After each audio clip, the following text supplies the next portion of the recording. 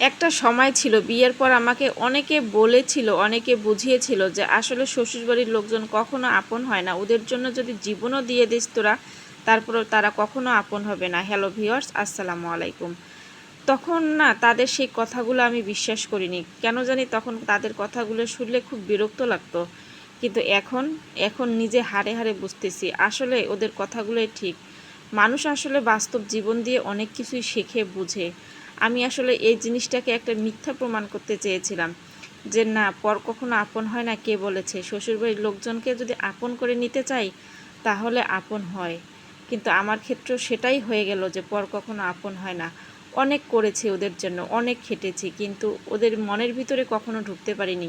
ওরা শুধু মুখে মুখেই বলে যে তোরা আমাদের সব কিছু, কিন্তু ভিতরে যাই দেখো ওরা আমাদের জন্য কত কি গেঁথে রাখছে, ভিতরে কত শয়তানি বুদ্ধি ওদের। এভাবেই হয়তো বা এই কথাটা উঠে এসেছে যে পর কখনো আপন হয় না।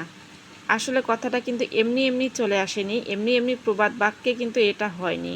প্রবাদ বাক্যগুলো যে এক একটা গ্রামের মানুষ যে এক একটা প্রবাদ বাক্য বলে না, এগুলো সবগুলোর পেছনে একটা না একটা কারণ আছে। ওরা সব কিছু জীবন দিয়ে ওদের সব কিছু নেয়া, এই কারণে এই প্রবাদ বাক্যগুলো চলে এসেছে। আসলে গ্রামের মানুষের কথা কখনো মিথ্যা হয় না, কখনো ভুল হয় না। আচ্ছা, যাই হোক, আমি আজকে আলু দিয়ে ডিম রান্না করব।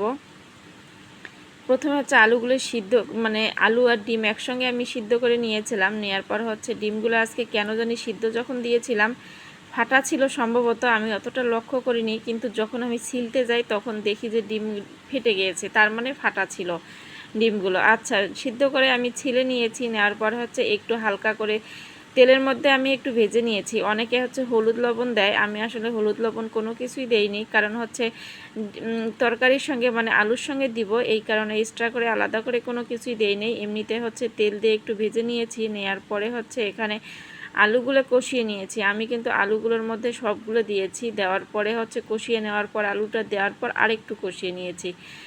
নেওয়ার পর যখন একটু মানে বলক উঠেছে তরকারিটাতে, তখনই আমি এই ডিমগুলো এভাবে দিয়ে দিচ্ছি। আসলে এর আগেও আমি এরকম করে আলু আর ডিম রান্না করেছিলাম, কিন্তু মাঝে মাঝেই রান্না করি, অনেক দিন পর পরই রান্না করি, মাঝে মাঝে খেতে ভালো লাগে, এই কারণে এরকম করে রান্না করি।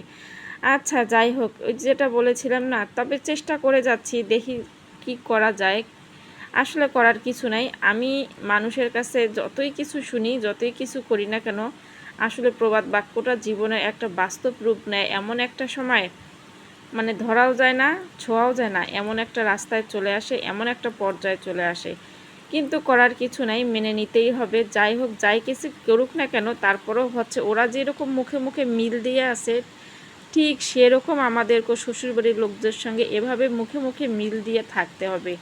ওদের ভিতরে যেরকম একটা মানে শয়তানি বুদ্ধি, সেটা কিন্তু মুখে প্রকাশ করা যাবে না। আজকের ভিডিও এই পর্যন্ত, সবাই ভালো থাকবেন।